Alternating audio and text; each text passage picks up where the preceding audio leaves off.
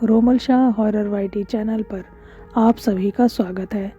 दोस्तों, आज जो कहानी मैं आपसे शेयर करने वाली हूँ वो कहानी मेरे एक राजस्थान के दोस्त ने मुझसे शेयर की थी। तो ये कहानी मैं आपको उन्हीं के पॉइंट ऑफ व्यू से सुनाती हूँ। तो हेलो दोस्तों, मेरा नाम प्रियम है और मैं राजस्थान का रहने वाला हूँ। ये घटना दरअसल उन दिनों की बात है जब हमने नया नया अपना घर एक जगह से दूसरी जगह शिफ्ट किया था। जहाँ हमने घर लिया था उस घर के आसपास कोई और दूसरा घर नहीं था सिवाय एक घर के। वो इकलौता घर ठीक हमारे घर के सामने था और वो घर काफ़ी पुराना था और बड़ा था। वो घर एक खंडर जैसा था और उस घर के आसपास कई सारे पेड़ पौधे और झाड़ियाँ थीं और उस घर में कोई भी नहीं रहता था। और जो हमारा घर था वो काफ़ी बड़ा घर था। हमारे घर के साथ ही हमारा एक बगीचा भी था और जो सामने वाला पुराना सा खंडर जैसा सा घर था उस घर के सामने भी एक बड़ा सा गार्डन था। पर उस गार्डन में कोई देख रेख ना होने की वजह से उस गार्डन में बहुत सारे झाड़ और यूं ही पेड़ पौधे उगे हुए थे। जब भी मैं उस घर की तरफ देखता था तो मुझे काफ़ी अजीब सा लगता था, जैसे अंदर उस घर में कोई हो। पर हम सभी को पता था कि उस घर में कोई नहीं रहता और जिनका वो घर था वो अमेरिका में रहते थे और ये उनका घर काफ़ी पुराना होने की वजह से वो उसे यूं ही छोड़कर चले गए थे। एक शाम की बात है, मैं, मेरे पिताजी, मेरी मम्मी और मेरी दोनों बहनें हम सभी खाना खाने के लिए अपने ड्राइंग रूम में इकट्ठा हुए और खाना खाने लगे। खाना खाते वक्त हमारे दरवाज़े पर दस्तक हुई। जब मेरे पिताजी ने जाकर दरवाज़ा खोला तो दरवाज़े पर कोई नहीं था। ये बात हम सभी को काफ़ी हैरान कर देने वाली थी, क्योंकि अगर कोई दरवाज़े पर होता तो वो ज़रूर बाहर खड़ा मिलता, पर वहाँ कोई नहीं था। खैर, ये बात हो गई और इसके बाद और कोई वैसी घटना नहीं हुई। फिर कुछ दिन बीते और एक बार काफ़ी बारिश हो रही थी। रात का वक्त था और बिल्कुल भी लाइट नहीं थी। बिजली गए को करीब 3 घंटे बीत चुके थे। तो हम सभी मोमबत्तियां जलाकर अपने काम कर रहे थे। मैं मोमबत्ती की रोशनी में पढ़ाई कर रहा था और मेरी मम्मी किचन में मोमबत्ती की रोशनी में ही खाना बना रही थी।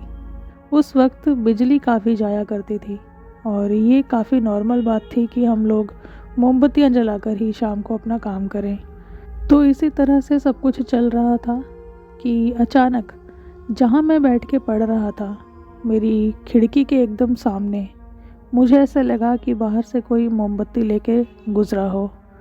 तो मैंने खिड़की से झांक कर देखा, पर वहाँ पर कोई नहीं था।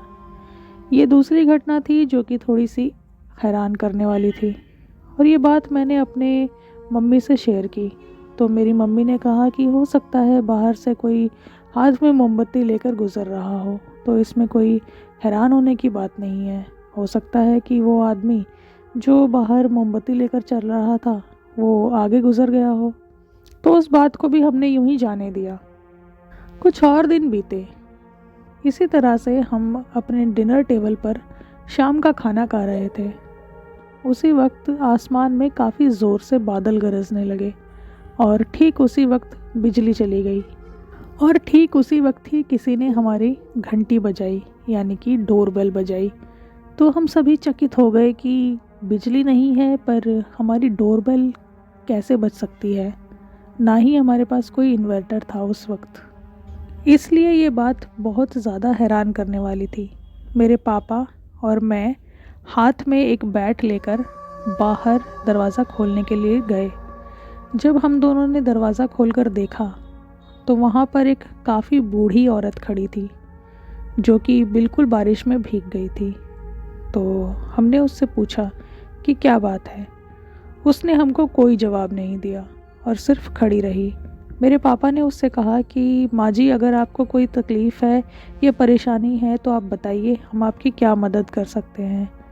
तो उस बूढ़ी औरत ने कहा कि मुझे सामने वाले मकान में रहना है। तो मेरे पिताजी ने कहा कि सामने वाले मकान में आपको रहना है का क्या मतलब है? तो उसने कहा कि मैं आज रात वहीं बिताना चाहती हूँ, क्या मुझे एक मोमबत्ती मिल सकती है? तो मेरे पिताजी ने उसको एक मोमबत्ती और माचिस पकड़ाई और उससे ये पूछा कि आप इतनी रात गए उस सामने वाले मकान में क्यों जा रही हैं? तो उसने कोई जवाब नहीं दिया और वो वहाँ से सीधा सामने वाले मकान की तरफ चली गई और ये बात फिर ख़त्म हो गई। कुछ दिनों बाद जिस आदमी ने हमें वो मकान दिलवाया था वहाँ पे, वो हमारे घर आया। दरअसल हमने ये मकान किराए पर लिया था, तो वो ब्रोकर जिसने हमें वो मकान दिलाया था वो हमसे हमारा सिक्योरिटी डिपॉज़िट लेने आया था। तो मेरे पिताजी ने उस आदमी को ये घटना बताई कि एक काफ़ी बूढ़ी औरत हमसे मोमबत्ती और माचिस मांग के लेकर गई थी कुछ दिन पहले, और वो रात को आई थी और सामने वाले मकान में चली गई। तो उस आदमी ने बड़ी हैरानी से पूछा कि ऐसा कैसे हो सकता है, वहाँ पर तो कोई भी नहीं रहता, और इस तरह से एक बूढ़ी औरत का आपसे मोमबत्ती और माचिस मांग कर ले जाना और उस सामने वाले मकान में जाना जो कि टूटा फूटा बिल्कुल खंडर होके पड़ा है, इसका क्या मतलब है? वो भी इस बात को नहीं समझ पाया। तो फिर ये बात वहीं ख़त्म हो गई। अगले महीने जब वो आदमी फिर से हमारे घर पर आया किराया लेने के लिए, तो उसने बताया कि उस रात जो बुढ़िया आपसे मोमबत्ती और माचिस लेकर उस सामने वाले मकान में गई थी, वो कौन है शायद मैं जानता हूँ। तो मेरे पिताजी ने उससे पूछा कि कौन है वो? फिर जो उसने बोला, ये बात सुनकर हम सभी काफ़ी डर गए। उसने कहा कि वो जो मकान है, वो मकान जिनका है, वो लड़का अपने परिवार के साथ बाहर अमेरिका में रहता है, और जब वो यहाँ से अपना घर छोड़कर गया था तो उसकी बूढ़ी माँ अकेली उस मकान में रहती थी, और उसकी वो बूढ़ी माँ उसका इंतज़ार करते करते कुछ साल पहले गुजर गई थी, और उस बूढ़ी औरत की आत्मा उसी घर में रह गई, और कोई भी किराए पर आता या वो मकान बेचने की कोशिश की जाती तो हमेशा ही कुछ ना कुछ ऐसा होता कि डील नहीं हो पाती। एक बार एक परिवार यहाँ पर किराए पर आया था और उन्होंने ऐसी ऐसी चीज़ें यहाँ पर महसूस की कि वो यहाँ पर फिर दोबारा नहीं रह पाए। वो घर वो छोड़कर चले गए। उन्हें ऐसा लगता था कि एक बूढ़ी औरत हाथ में मोमबत्ती लेकर उस घर में चलती है। ये कई बार उन्होंने महसूस किया, और जब उन्होंने एक तांत्रिक को बुलाया तो उस तांत्रिक ने कहा कि आप इस घर को छोड़कर चले जाइए, क्योंकि इस घर में एक बूढ़ी औरत की आत्मा ने वास कर रखा है और ये मकान उसी का है, और वो यहाँ से छोड़कर नहीं जाना चाहती, तो बेहतर है कि आप लोग यहाँ से चले जाइए। फिर उन किराएदारों ने उसके अमेरिका वाले लड़के से बात की, पर उसने इस बात पर कोई ख़ास ध्यान नहीं दिया और वो किराएदार उस घर को छोड़कर चले गए। उसके बाद कुछ दिनों के लिए एक लड़का यहाँ पर रहने आया था। उस लड़के को भी यही सब कुछ महसूस हुआ, इसीलिए वो भी वहाँ से छोड़कर चला गया, और जब भी इस मकान को तोड़े जाने की कोशिश हुई तो ऐसी ऐसी चीज़ें होने लगी कि ये मकान तोड़ भी नहीं पाए लोग। इसीलिए उनके बेटे ने यही बोला कि इस मकान को ऐसे ही छोड़ देते हैं, ये उनके किसी काम का भी नहीं है, इसीलिए ये इसको ऐसे ही छोड़ दिया गया है। हो सकता है उस रात को उस बूढ़ी औरत की आत्मा ही आपसे मिली हो। तो मेरे पिताजी ने कहा कि वो बूढ़ी औरत एकदम भीगी हुई हमारे घर के सामने खड़ी थी। हमने उसे अपनी आँखों से देखा, ना सिर्फ मैंने बल्कि मेरे बेटे ने भी देखा है। तो मैंने उस वक्त कहा कि हाँ, वो बूढ़ी औरत को मैंने अपनी आँखों से देखा, ऐसा कैसे हो सकता है कि वो एक आत्मा थी।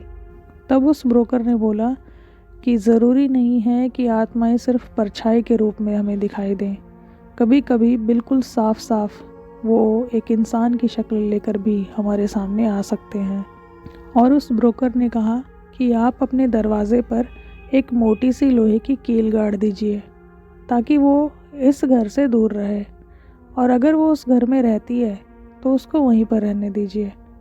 इस बात को सुनकर हम सभी काफ़ी डर गए थे और फिर हमने उस ब्रोकर को कहा कि आप प्लीज़ उस घर के एकदम सामने कोई लोहे की चादर वगैरह लगा दीजिए ताकि वो घर हमें ना दिखे। पर वो ब्रोकर नहीं माना, तो हम कुछ दिन उस घर में रहे।